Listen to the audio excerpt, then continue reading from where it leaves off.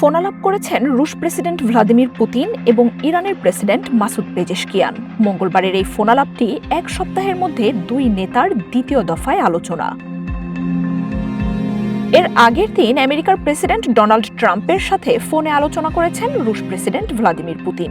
BBC বলছে, মধ্যপ্রাচ্যের এই সংকটে আন্তর্জাতিক শান্তি প্রতিষ্ঠাকারীর ভূমিকায় আসতে পারেন ক্রেমলিন প্রধান।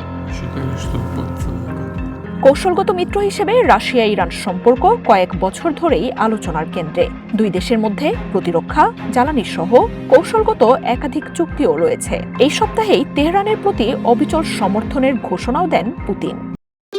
ভবিষ্যৎ হোক নিরাপদ, বিনিয়োগ হোক বিশ্বস্ত, আর আমার পছন্দ সল্ট বে। ওয়েলকাম টু সল্ট বে।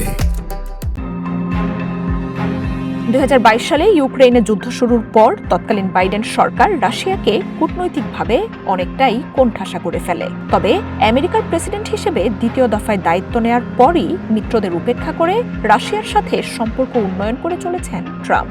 এমনকি ইরান যুদ্ধের জেরে বেড়ে চলা জ্বালানি সংকট মোকাবিলায় রাশিয়ার ওপর কিছু নিষেধাজ্ঞা শিথিল করা হতে পারে বলেও জানান তিনি।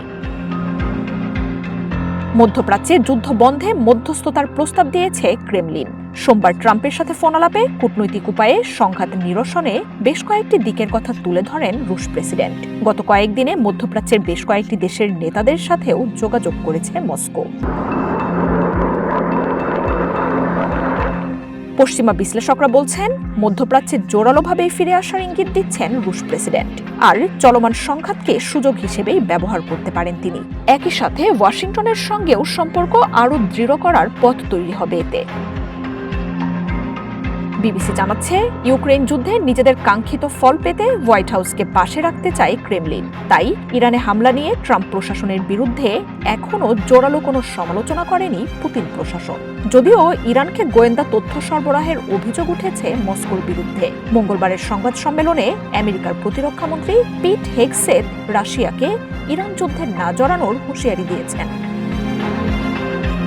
মধ্যপ্রাচ্যে যুদ্ধ বন্ধ করা রাশিয়ার সামনে কূটনৈতিক সুবিধার দ্বার খুলে দিতে পারে। যুদ্ধ অবশ্য দেশটির অর্থনীতির জন্য লাভজনক হয়ে এসেছে। নিষেধাজ্ঞা জর্জরিত রাশিয়ার কাছ থেকে জ্বালানির সরবরাহে তৎপর হয়ে উঠেছে বেশ কয়েকটি দেশ।